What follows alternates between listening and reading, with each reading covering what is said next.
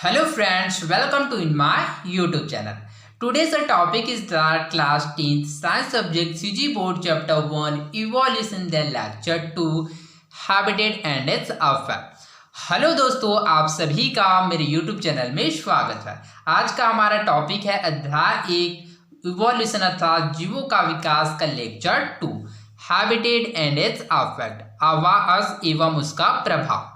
Okay, तो इस topic में आगे बढ़ने से पहले चलिए सबसे पहले हम लोग कल का क्वेश्चन के आंसर के बारे में डिस्कस कर लेते हैं, फिर इस टॉपिक में हम लोग आगे बढ़ेंगे। ओके, हमारा क्वेश्चन है think how this may have happened. Okay, तो क्वेश्चन क्या है? तो क्वेश्चन है think how this may have happened. Okay, तो इस क्वेश्चन को समझ लेते हैं कि क्वेश्चन क्या पूछ रहा है। ओके, तो यहाँ पर पूछा गया है कि think how this may have happened अर्थात जरा सोचिए ऐसा कैसे हुआ होगा। ओके, तो इसका आंसर जानने से पहले चलिए सबसे पहले हम इस क्वेश्चन को समझते हैं कि आखिरकार क्वेश्चन हमसे क्या पूछ रहा है। ओके, तो जरा सोचिए ऐसा कैसे हुआ होगा। ओके, तो क्वेश्चन क्या पूछ रहा है कि जरा सोचिए ऐसा कैसे हुआ होगा कि जो डायनासोर है वो पूरी तरह से विलुप्त हो गए। ओके, तो आई होप आप लोगों को क्वेश्चन समझ आया होगा। तो चलिए अब इसके आंसर को जानने का प्रयास करते हैं। ओके, जैसे कि हम लोगों ने डायनासोर्स के बारे में जाना था कि जो डायनासोर्स क्या है वो पृथ्वी पर बहुत ही लंबे समय तक विद्यमान थे, लगभग 2000 to 600 लाख ईयर्स एगो अर्थात 2000 से 600 लाख वर्ष पूर्व क्या है डायनासोर ही उपस्थित है। अर्थात इस प्रकार से हम लोग कह सकते हैं कि डायनासोर से क्या है पूरी तरह से क्या है उसको रिसोर्सेज तथा संसाधन मिल रहा होगा तथा वह अपने आवास में क्या थे अनुकूलित थे, जिसकी वजह से क्या है डायनासोर पूरी पृथ्वी पर बहुत ही लंबे समय तक विद्यमान थे। तो ऐसा क्या हुआ होगा कि जो डायनासोर्स पूरी तरह से विलुप्त हो गए? तो चलिए इसको समझते हैं। ओके, सारे डायनासोर क्या है वह अपने आवास अर्थात अपने हैबिटेट में अनुकूलित नहीं हुए होंगे, जिसकी वजह से डायनासोर्स पूरी तरह से विलुप्त हो गए। ओके, तो आई होप आप लोगों को इस क्वेश्चन का आंसर समझ आया होगा कि think how this may have happened, जरा सोचिए ऐसा कैसे हुआ होगा कि डायनासोर पूरी तरह से विलुप्त हो गया। तो इसमें आप लोग याद रखिएगा कि जो डायनासोर है वो अपने आवास में अनुकूलित नहीं हो पाए होंगे, जिसकी वजह से डायनासोर पूरी तरह से विलुप्त हो गए। ओके, तो आई होप आप लोगों को इस क्वेश्चन का आंसर समझ आया होगा। तो बिना देर किए चलिए बढ़ते हमारे आज के टॉपिक में। हमारा आज का टॉपिक है हैबिटेट एंड इट्स इफेक्ट, आवास एवं उसका प्रभाव। ओके, तो इस टॉपिक में आगे बढ़ने से पहले चलिए सबसे पहले इस टॉपिक को समझते हैं कि हैबिटेट एंड इट्स इफेक्ट क्या है। ओके, हैबिटेट ओके तो जिसको हिंदी में आवास कहते हैं। ओके, तो जैसा कि मैंने प्रीवियस लेक्चर में हैबिटेट के बारे में बताया था कि हैबिटेट क्या होता है, तो इसमें आप लोग याद रखिएगा किसी सजीव का वह स्थान जिसमें वह रहता है हैबिटेट या आवास कहलाता है। हैबिटेट या आवास किसे कहते हैं? तो किसी सजीव का वह स्थान जिसमें वह रहता है हैबिटेट या आवास कहलाता है। ओके, जैसे कि चलिए इसको उदाहरण के द्वारा समझते हैं। जैसे कि मछली पेड़ पर रहता है क्या? नहीं। मछली सड़क पर रहता है क्या? नहीं। तो मछली कहाँ पर रहता है? तो मछली पानी में रहता है। ओके, ठीक इसी प्रकार यदि हम लोग पक्षियों की बात करें तो पक्षी पानी में रहता है क्या? नहीं। कुछ पक्षी होता है जो पानी में कुछ समय के लिए रहता है, किंतु जितने भी पक्षी होते हैं वो पानी पे रहता है क्या? नहीं। तो पक्षी का किस में रहता है? तो पक्षी पेड़ एवं पौधों पर रहता है। ठीक इसी प्रकार यदि हम लोगों की बात करें अर्थात मनुष्य की बात करें तो क्या हम पेड़ पौधे या फिर पानी में रहते हैं क्या? नहीं। तो हम लोग कहाँ रहते हैं? तो हम लोग अपने घर पर रहते हैं। ओके, ठीक इसी प्रकार पृथ्वी पर जितने भी जीव उपस्थित है उन सभी का क्या होता है अपना अपना एक स्थान होता है जहां पर रहते हैं, उसे उस जीव का क्या कहते हैं? हैबिटेट या आवास कहते हैं। तो आई होप आप लोगों को हैबिटेट या आवास समझ आ होगा कि हैबिटेट किसे कहते हैं। तो इसमें आप लोग याद रखिएगा किसी सजीव का वह स्थान जिसमें वह रहता है हैबिटेट या आवास कहलाता है। Okay, and its effect. Okay, तो चलिए समझते हैं कि किसी भी जीवों के विकास में आवास क्या प्रभाव डालता है। ओके, तो चलिए समझते हैं कि किसी भी जीवों के विकास में क्या होता है जो हैबिटेट है वह क्या प्रभाव डालता है। ओके, तो चलिए इसको समझते हैं। तो जैसे कि हम लोगों ने जाना कि जो मछली किस में रहता है? मछली पानी में रहता है। ओके, मान लीजिए यदि हम लोग क्या करते हैं मछली को पानी से क्या करते हैं? बाहर करते हैं। क्या करते हैं? मछली को हम लोग पानी से बाहर कर देते हैं। तो वह कितने समय तक जीवित रह सकता है? तो ज़्यादा से ज़्यादा 3 से 4 घंटे तक। ओके, उसके पश्चात क्या हो जाएगा? वह मर जाएगा। ठीक इसी प्रकार हम लोग पक्षियों की बात करें तो पक्षी पानी पर कितने समय तक रह सकता है? तो वह भी ज़्यादा समय तक नहीं रह सकता है। ठीक इसी प्रकार हम लोग मनुष्यों की बात करें अर्थात हम लोगों की बात करें तो हम कितने समय तक पानी या फिर पेड़ पौधे में रह सकते हैं? तो हम ज़्यादा से ज़्यादा 2 से 3 दिन तक, उसके पश्चात रह पाएंगे क्या? नहीं। अर्थात इस प्रकार से हम लोग कह सकते हैं कि किसी भी जीवों के विकास में आवास महत्वपूर्ण प्रभाव डालता है। ओके, तो आई होप आप लोगों को समझ आया होगा। तो habitat and it's affect. Okay, तो हैबिटेट किसे कहता है? तो किसी सजीव का वह स्थान जिसमें वह रहता है हैबिटेट या आवास कहलाता है। एवं किसी भी जीवों के विकास में आवास महत्वपूर्ण अफेक्ट अर्थात महत्वपूर्ण प्रभाव डालता है। ओके, तो आई होप आप लोगों को समझ आया होगा। तो चलिए आगे बढ़ते हैं। You have studied in the chapter on habitat in class 9 that habitat is a place where the basic needs, food, reproduction and safety of any living organism is fulfilled. Okay, तो आई होप आप लोगों ने कक्षा 9वीं में प्राकृत व अध्याय में जाना होगा कि किसी भी जीव के आवास में उनकी बुनियादी जरूरतें होती हैं अर्थात फूड, रिप्रोडक्शन एंड सेफ्टी अर्थात भोजन, प्रजनन एवं सुरक्षा। ओके, तो चलिए समझते हैं कि किसी भी जीवों के विकास में क्या है उसके जो बुनियादी जरूरत है फूड, रिप्रोडक्शन एवं सेफ्टी क्यों आवश्यक होता है अर्थात भोजन, प्रजनन एवं सुरक्षा क्यों आवश्यक होता है। ओके, फूड अर्थात भोजन। तो हम लोग जानते हैं कि पृथ्वी पर जितने भी सजीव उपस्थित है उनको क्या है जीवित रहने के लिए फूड की आवश्यक होती है रिप्रोडक्शन। ओके, जिसको हिंदी में प्रजनन कहते हैं। अब ये रिप्रोडक्शन क्या होता है? तो किसी जीवों का अपने समाज उत्पन्न करने की प्रक्रिया को ही रिप्रोडक्शन या प्रजनन कहता है। ओके, तो रिप्रोडक्शन क्यों आवश्यक होता है? तो जीवों की क्या है जनसंख्या बढ़ाने के लिए रिप्रोडक्शन की आवश्यक होती है अर्थात इस प्रकार से भी हम लोग कह सकते हैं कि जीवों का अपने वंश को बढ़ाने के लिए रिप्रोडक्शन की आवश्यक होता है। सेफ्टी क्यों आवश्यक होता है? क्योंकि कोई भी जीव क्या होता है बिना सेफ्टी अर्थात बिना सुरक्षा के विकसित हो सकता है क्या? नहीं। अर्थात इस प्रकार से सेफ्टी भी महत्वपूर्ण होता है। तो इस प्रकार से हम लोग कह सकते हैं कि किसी भी जीवों के आवास में उनकी बुनियादी जरूरतें फूड, रिप्रोडक्शन एंड सेफ्टी होता है। Okay, when dinosaurs were abundant on Earth, do you think there were enough resources in the habitat for their survival? Okay, तो यहाँ पर क्वेश्चन है when dinosaurs were abundant on Earth, do you think there were enough resources in the habitat for their survival? Okay, तो चलिए सबसे पहले इस question को समझते हैं। ओके, तो ये क्वेश्चन क्या पूछ रहा है? तो चलिए इसके बारे में समझते हैं। तो ये क्वेश्चन पूछ रहा है कि जब डायनासोर्स पृथ्वी पर उपस्थित थे तो क्या आपको लगता है कि उनके अस्तित्व के लिए आवास में पर्याप्त संसाधन थे? अर्थात ये क्वेश्चन पूछ रहा है कि जब डायनासोर्स पृथ्वी पर उपस्थित है तो क्या उसको जीवित रहने के लिए उसके पास पर्याप्त साधन उपस्थित थे? तो हाँ। ओके, तो चलिए इस क्वेश्चन का आंसर को समझते हैं।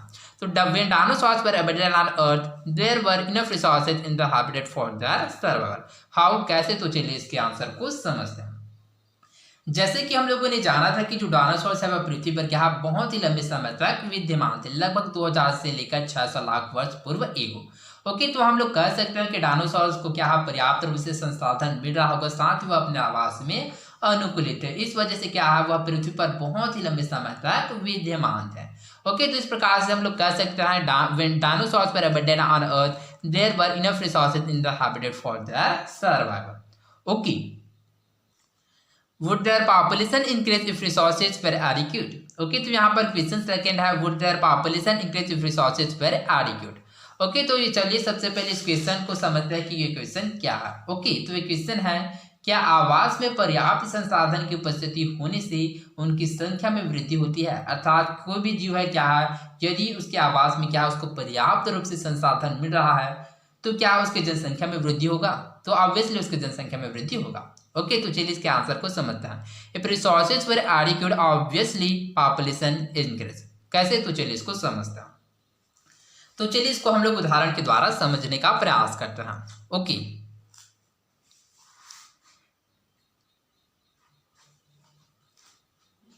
जैसे कि मैंने यहाँ पर एक फूल का प्लांट ले रहा हूँ, जैसे कि यहाँ पर आप लोग देख सकते हैं ये क्या है, एक फूल का पौधा।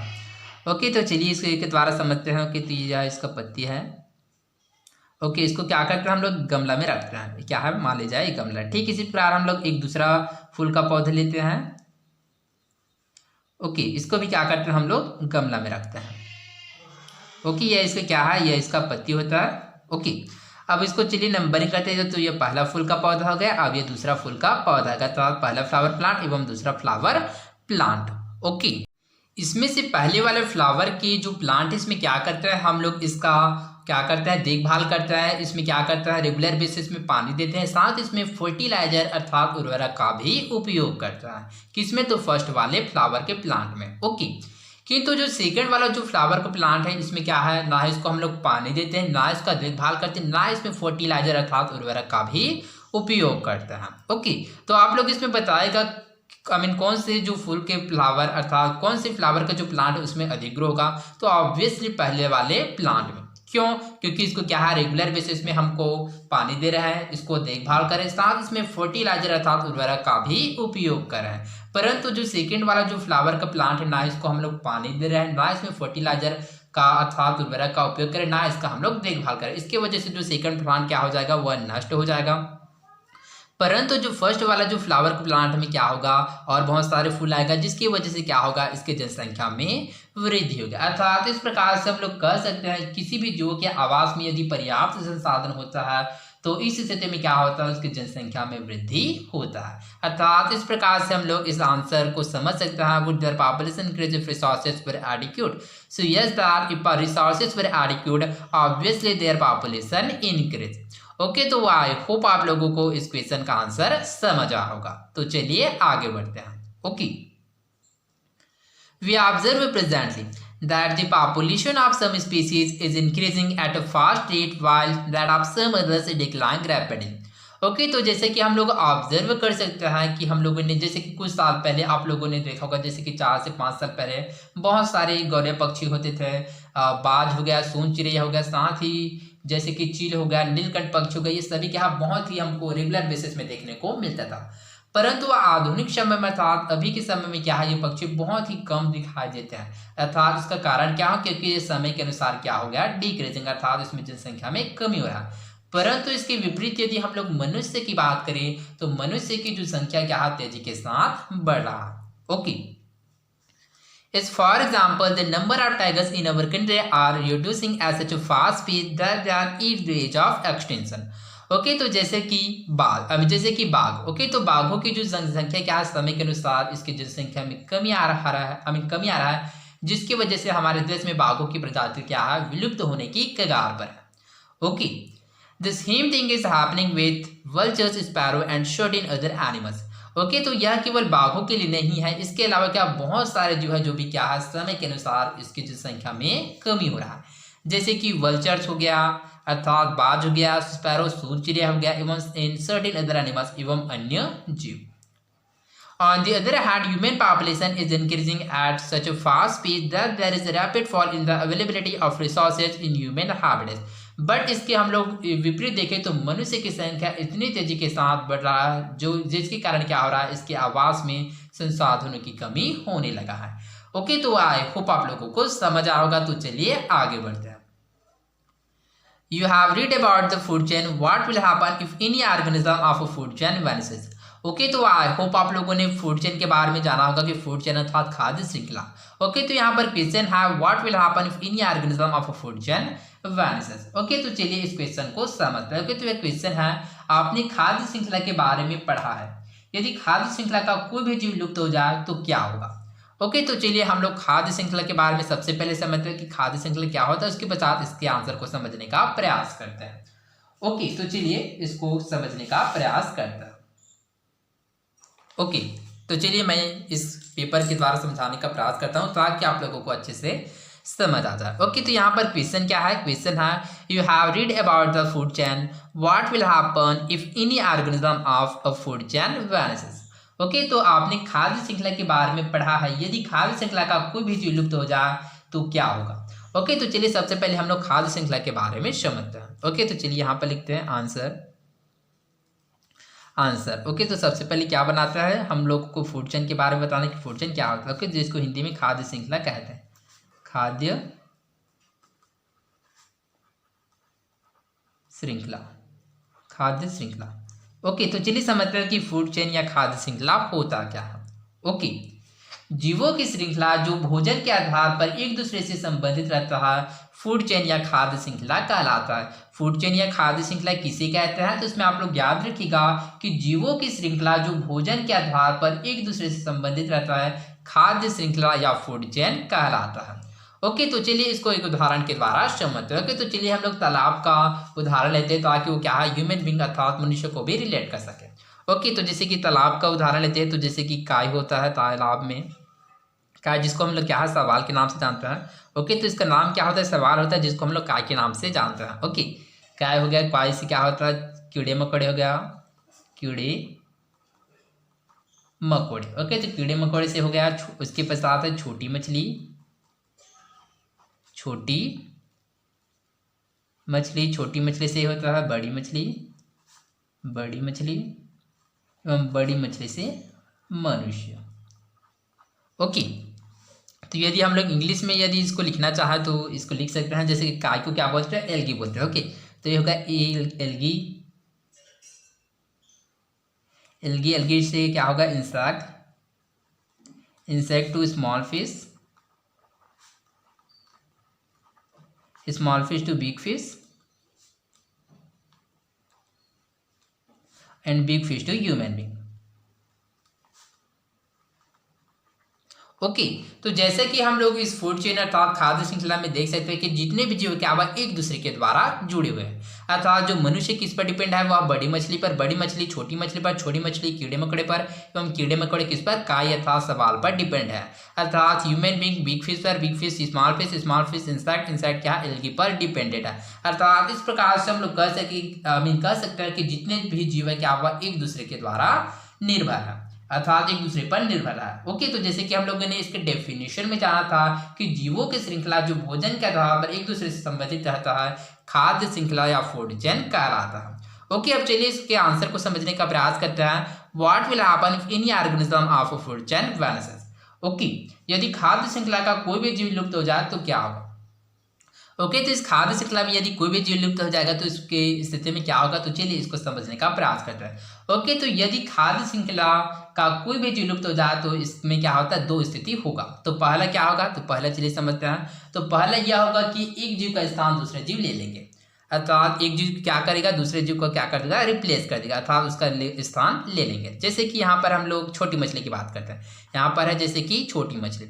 ओके, तो यहाँ पर यदि मान ले जाए यहाँ पर इस खाद्य श्रृंखला में छोटी मछली ना हो तो इसके स्थान पर क्या ले सकता है, जैसे कि मेढक ले सकता है इसका स्थान। तो इस प्रकार से जो नया बनने वाला जो खाद्य श्रृंखला होगा वह क्या होगा, वह होगा काई, कीड़े मकोड़े, मेढक, मेढक से बड़ी मछली से मनुष्य। ओके, तो पहला स्थिति में क्या होगा, वह रिप्लेस अर्थात एक जीव का स्थान दूसरे जीव ले लेंगे। ओके, और इसका दूसरा केस क्या होगा था, इसका दूसरा स्थिति यह हो सकता है कि क्या होगा, यह पूरे खाद्य श्रृंखला क्या हो जाएगा, वह समाप्त हो जाएगा। क्यों, मान ले जाए यदि यहाँ पर क्या है, छोटी मछली के स्थान किसी भी जीव ने नहीं लिया तो इस स्थिति में क्या होगा कि काय से कीड़े मकोड़े, चूंकि बड़ी मछली क्या है डायरेक्ट कीड़े मकोड़े को नहीं खाएगा, तो इसकी वजह से क्या होगा, यह पूरे जो खाद्य श्रृंखला था, जो फूड चेन है वह समाप्त हो जाएगा। ओके, तो आई होप आप लोगों को समझ आएगा। ओके, फर्स्ट में क्या हो जाएगा रिप्लेस, सेकंड में आ जाएगा फिनिश्ड। ओके, तो आई होप आप लोगों को इस क्वेश्चन का आंसर समझ आया होगा। तो चलिए आगे बढ़ते हैं। Okay, what do you think may be the cause for the rapid decline in the number of tigers, does the increase in human population have any rule. Okay, तो यहाँ पर क्वेश्चन है, क्या मनुष्य की बढ़ती आबादी का बाघों की संख्या पर कोई असर पड़ रहा है। तो हाँ, तो चलिए इस क्वेश्चन का आंसर को समझने का प्रयास करते हैं। सो ओके, तो इसका आंसर क्या होगा, human population have rule with the cause for the rapid decline in the number of tigers. How, तो चलिए इसको समझने का प्रयास करते हैं। ओके, तो चलिए इसको भी हम लोग क्या है इस पेपर के द्वारा समझने का प्रयास करते हैं। ओके, यहाँ पर क्वेश्चन क्या है, what do you think may be the cause for the rapid decline in the number of tigers, does the increase in human population have any rule. तो चलिए इस क्वेश्चन का आंसर को समझते हैं। ओके, तो सबसे पहले यहाँ पर लिखते हैं हम लोग आंसर कर। ओके, तो चलिए इसको क्या है रेखा चित्र के द्वारा समझने का प्रयास करते हैं, अर्थात चलिए इसको क्या है अच्छे सिंपल वे में समझने का प्रयास करते हैं।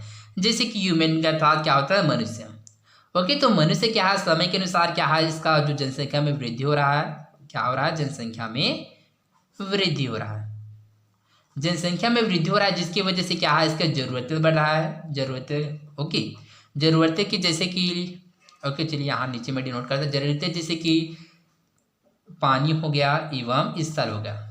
ओके, चूंकि हम लोग जानते हैं कि जो पृथ्वी पर जितने भी जगह है वो तो लिमिटेड है। मान लीजिए यहाँ पर कोई 1 एकड़ का जो घर या फिर 1 एकड़ का क्या है मैदान है, तो मैं इसको 5 एकड़ मान सकता हूँ क्या, नहीं, क्यों, क्योंकि इसका जो लिमिट है अर्थात ये केवल 1 ही एकड़ है, ये 5 एकड़ बन जाएगा क्या, नहीं। अर्थात इस प्रकार से पृथ्वी पर जितने भी स्थान है क्या है लिमिटेड अर्थात सीमित है, जिसकी वजह से क्या हो रहा है, जो वन एवं जंगल के वन एवं जंगल को क्या किया जा रहा है, समाप्त किया जा रहा है, अर्थात वन एवं जंगल की क्या है, जो पेड़ पौधे है उसको काटे जा रहा है।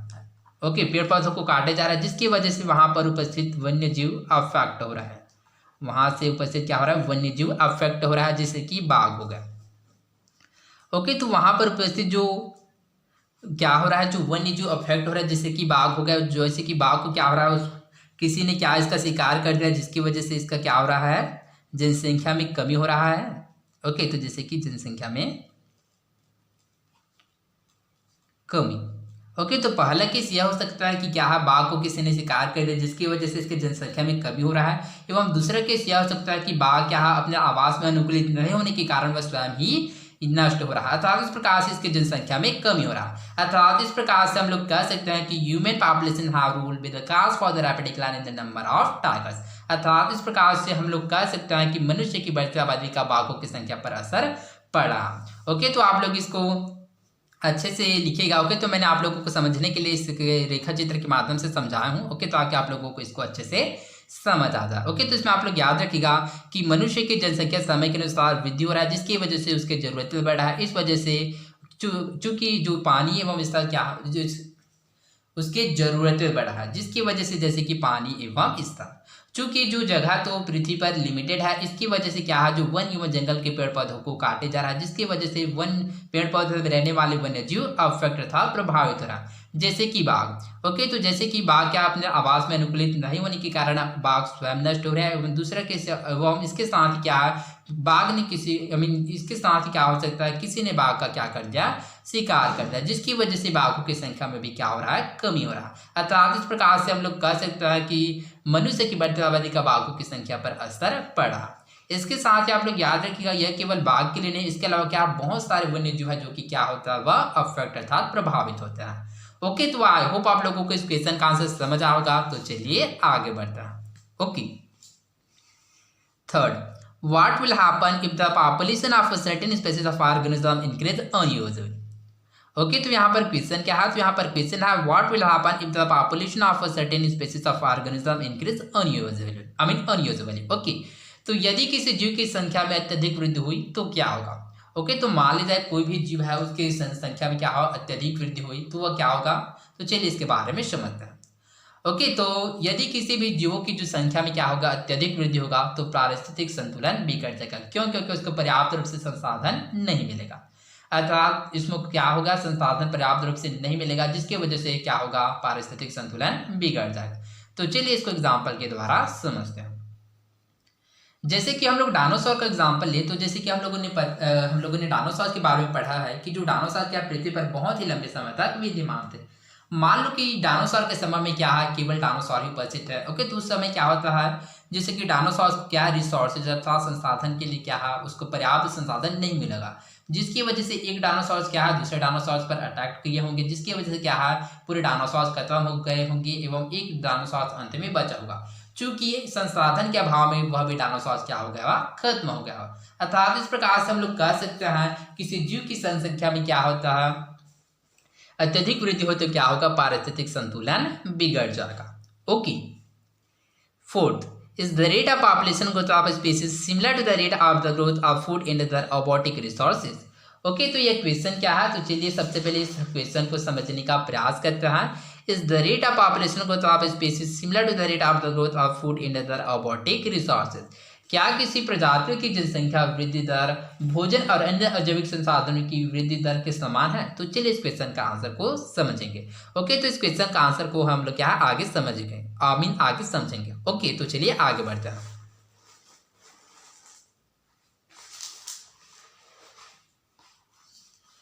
We find that indeed there are certain factors that may control increasing number of organisms. We shall take the help of the graphs to study one of them. A study conducted by making around 70-80 kilometer situation as shown in the following graphs. Here one graph shows the uncontrolled increase in population size while the other shows amount of available food resources for organisms of a species. क्या किसी प्रजातियों के जीव की संख्या में वृद्धि जितनी तेजी से होती है उसके लिए खाद्य संसाधन अर्थात जैविक और अजैविक दोनों घटक भी उतनी तेजी से बढ़ते होंगे? यह जानने के लिए क्या हम लोग इस निम्न ग्राफ का उपयोग करेंगे। ओके, तो यह ग्राफ क्या है, सन 7380 अर्थात 1780 के दशक में किए गए प्रजाति के जीवों की संख्या में वृद्धि व उनके लिए खाद्य संसाधनों की मात्रा का तुलनात्मक अध्ययन का परिणाम, अर्थात इसको क्या है, फूड रिसोर्सेज अर्थात खाद्य संसाधन एवं पॉपुलेशन को अर्थात जो जीवों की जो संख्या है क्या है, इसके मध्य ग्राफ खींचा गया था। ओके, तो चलिए इस ग्राफ को समझने का प्रयास करते हैं। Figure 2 graph showing increase in food resources and uncontrolled population growth। Graph द्वारा खाद्य आपूर्ति और जनसंख्या वृद्धि। ओके, तो जैसे कि यहाँ पर देख सकते हैं हम लोग food resources, the graph is with between amount of food resources and time, and second uncontrolled population growth, the graph is with between population and time. Okay, तो यहाँ पर फर्स्ट ग्राफ देख सकते हैं फूड रिसोर्सेज अर्थात खाद्य आपूर्ति। Okay, तो यह ग्राफ किसके मध्य है, तो अमाउंट ऑफ फूड रिसोर्सेज एवं टाइम अर्थात खाद्य संसाधन की मात्रा एवं समय के मध्य है, और सेकंड है अनकंट्रोल्ड पॉपुलेशन ग्रोथ, अनियंत्रित जनसंख्या वृद्धि जो पॉपुलेशन एवं टाइम अर्थात जनसंख्या एवं समय के मध्य ग्राफ है। ओके, तो चलिए अब इस ग्राफ को समझने का प्रयास करते हैं। जैसे कि फूड रिसोर्सेज में हम लोग देख सकते हैं कि जैसे जैसे समय बीतता जा रहा है वैसे वैसे जो फूड रिसोर्सेज की जो मात्रा है वह भी वृद्धि हो रहा है। ओके, परंतु हम लोग इसमें देख सकते हैं कि जो फूड रिसोर्स की जो वृद्धि की मात्रा क्या है, समय के अनुसार धीरे धीरे धीरे कर क्या हो रहा है, वृद्धि हो रहा है। परंतु हम लोग पॉपुलेशन ग्रोथ की बात करें तो जैसे जैसे समय बीतता गया वैसे वैसे पॉपुलेशन क्या है, समय के अनुसार क्या है, तेजी के साथ बढ़ता गया, अर्थात क्या हो गया, अनकंट्रोल्ड हो गया। अर्थात इस प्रकार से हम लोग कह सकते हैं कि जो फूड रिसोर्स के जो बढ़ने की जो मात्रा है वह पॉपुलेशन की तुलना में बहुत ही कम है। ओके, अब चलिए इस क्वेश्चन का आंसर को समझते हैं। ओके, तो क्वेश्चन क्या है, is the rate of population growth of species similar to the rate of the growth of food in the abiotic resources. Okay, तो इसका आंसर क्या होगा, the rate of population growth of species not similar to the rate of the growth of food in the abiotic resources. क्यों, क्योंकि जो population की जो बढ़ने की वृद्धि की दर है वह फूड रिसोर्स की तुलना में बहुत ही अधिक है। Okay, study the graphs and answer the following. Okay, तो सबसे पहले क्या करते हैं हम लोग इस ग्राफ का अध्ययन करते हैं और नीचे दिए गए इस क्वेश्चन का आंसर हम लोग देते हैं। ओके, तो यहाँ पर फर्स्ट क्वेश्चन है, is the rate of population growth and that of food resource same. Okay, तो यहाँ पर पहला क्वेश्चन है, क्या खाद्य संसाधन और जनसंख्या वृद्धि की दर एक समान है, तो क्या है, खाद्य संसाधन और जनसंख्या वृद्धि की दर एक समान नहीं है। The rate of population growth and that of food resource not same. क्यों, क्योंकि जो फूड रिसोर्सेज की जो बढ़ने की मात्रा है समय के अनुसार धीरे धीरे इसमें क्या हो रहा है, वृद्धि हो रहा है, परंतु पॉपुलेशन के बढ़ने की दर क्या है, फूड रिसोर्स की तुलना में बहुत ही अधिक है। इस प्रकार से the rate of population growth and that of food resource not same. Okay, दूसरा, which graph shows growth at a faster rate. Okay, इनमें से किसकी बढ़ने की दर ज़्यादा तेज है, तो जैसे कि हम लोग देख सकते हैं कि ऑब्जर्व कर सकते हैं इस ग्राफ में जो पॉपुलेशन होता है इसकी बढ़ने की दर ज़्यादा तेज है। ओके, तो आई होप आप लोगों को समझ आ होगा।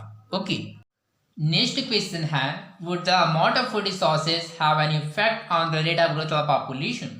ओके, तो यह क्वेश्चन है, क्या खाद्य संसाधनों की मात्रा का जनसंख्या वृद्धि की दर पर कोई प्रभाव पड़ता है, तो हाँ, the amount of food resources have affect on the rate of growth of population. कैसे, तो चलिए इसको हम लोग समझते हैं। ओके, तो यदि जैसे कि हम लोग जानते हैं कि खाद्य संसाधन किसी भी जीवों के लिए क्या बहुत ही महत्वपूर्ण होता है। ओके, तो यदि खाद्य संसाधन जीवों के लिए पर्याप्त नहीं होगा तो इस स्थिति में क्या होगा कि जीवों की जो संख्या में वृद्धि नहीं होगा। ओके, तो इस प्रकार से हम लोग कह सकते हैं the amount of food resources have affect on the rate of growth of population, अर्थात खाद्य संसाधनों की मात्रा का जनसंख्या वृद्धि दर पर प्रभाव पड़ता है। Okay, the graph shows that the population of a species grows uncontrollably, then the food resources will not be able to fulfill the requirement of the population. Okay, तो वैज्ञानिकों का मानना था कि यदि जनसंख्या में अनियंत्रित रूप से बढ़ोतरी होगा तो खाद्य संसाधन पर्याप्त नहीं होगा। Okay, in this situation, control in number due to natural disasters or deaths due to conflicts related to competition for resources may occur. Okay, तो इस स्थिति में क्या होगा, प्राकृतिक आप जाएगा, परस्पर द्वंद्व लड़ाई से कुछ जीव क्या हो जाएगा, मर जाएगा, था जीव में क्या होगा, रिसोर्सेस न होने के कारण क्या करेगा, वो एक दूसरे से क्या करेगा, लड़ाई करेगा, जिसकी वजह से क्या होगा, कुछ जीव मर जाएंगे एवं कुछ जीव जीवित बचाएंगे। अर्थात इस प्रकार से पृथ्वी पर क्या होता है, यह प्रक्रिया नियंत्रित रहती है। अर्थात इस प्रकार से जो जीवों की जनसंख्या वह नियंत्रित रहता है। Okay, question, do organism that survive have some special abilities. Okay, तो यहाँ पर क्वेश्चन है, क्या जो जीव बच जाता है उनमें कुछ विशेषता होती है, तो चलिए इस क्वेश्चन का आंसर को समझते हैं। ओके, तो yes that organism that survive have some special abilities. How should let's understand that? Okay, so basically we know that during period of dinosaurs, a lot of organisms that is also present at the during period of dinosaurs, like algae, fern, moss, like ginkgo, and animals like mammals, insects such as cockroaches.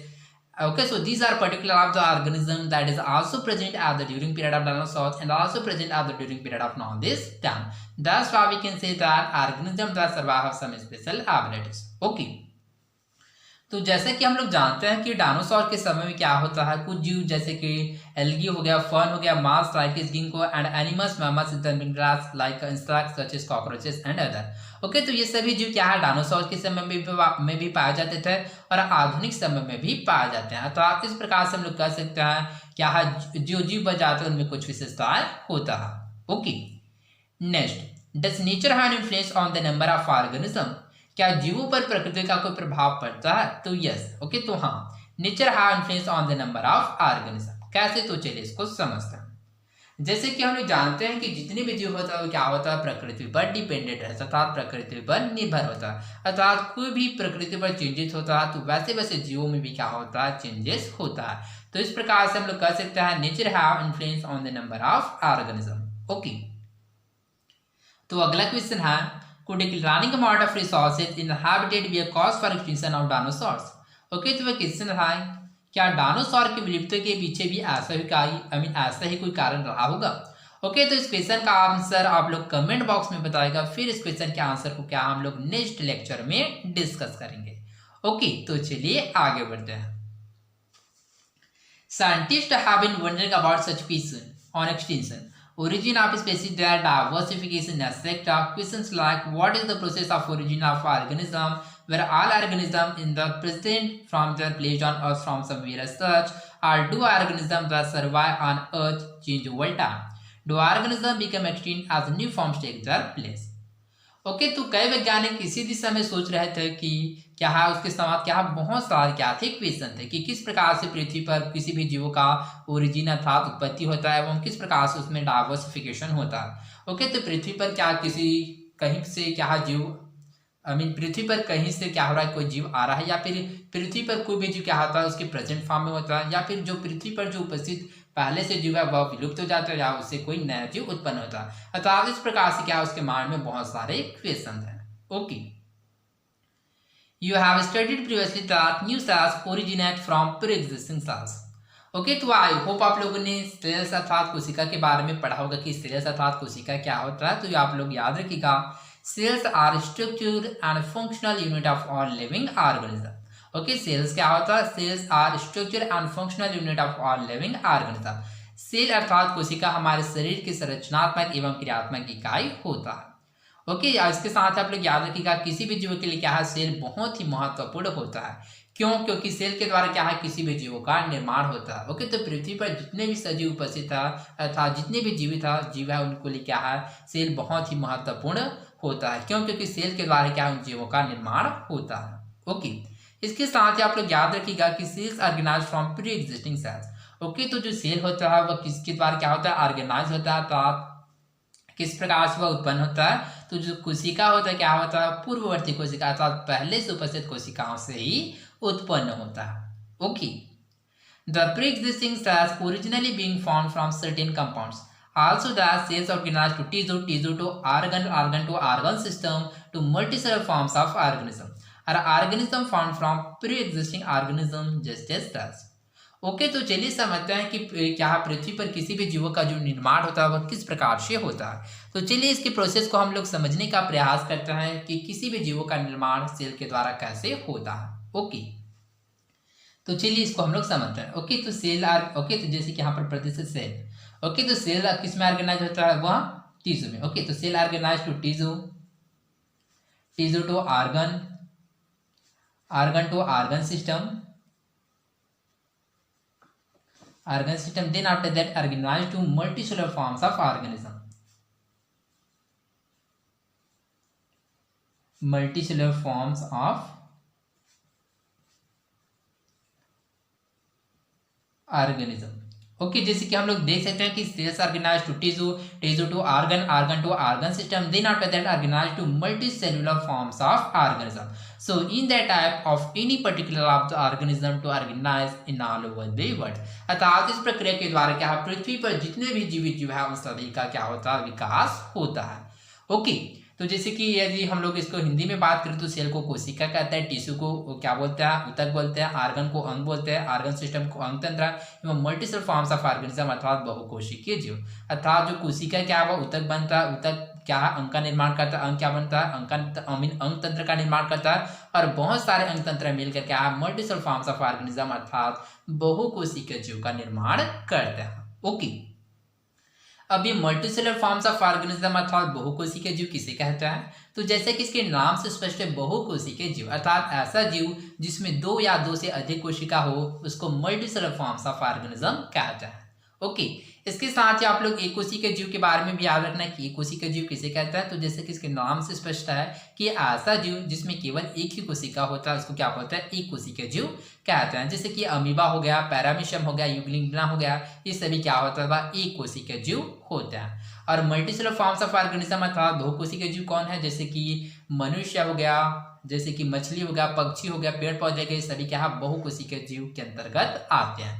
तो I hope आप लोगों को समझ आया होगा. Okay, a little over 200 years back, eminent naturalist scientists studying nature, Charles Darwin and Alfred Russel Wallace were looking for answers to such questions. There were, of course, many before them as well who tried to answer such questions in their own way. But these two made an extensive study of organisms, their immense natural conditions, and proposed the most profound theory insights that brought about a remarkable change in the views of the society till then.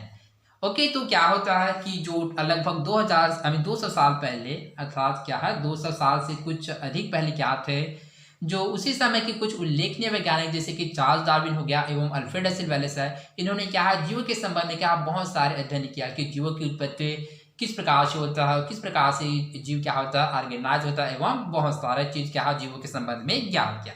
अर्थात इस प्रकार से क्या है उन्होंने जीवों की उत्पत्ति के बारे में अपने व्यापक अध्ययन के आधार पर सिद्धांत दिए. Okay, let us study mainly about Darwin and his finding to see how an important theory was arrived at. Okay, तो आइए हम डार्विन के अध्ययन व अनुभव को समझने का प्रयास करते हैं. ओके, तो हम लोग डार्विन के अध्ययन व अनुभव को क्या हम लोग नेक्स्ट लेक्चर में अध्ययन करेंगे. ओके, तो आई होप आप लोगों को समझ आ होगा. तो आज के लिए बस इतना ही, मिलते हैं अगले वीडियो में. धन्यवाद.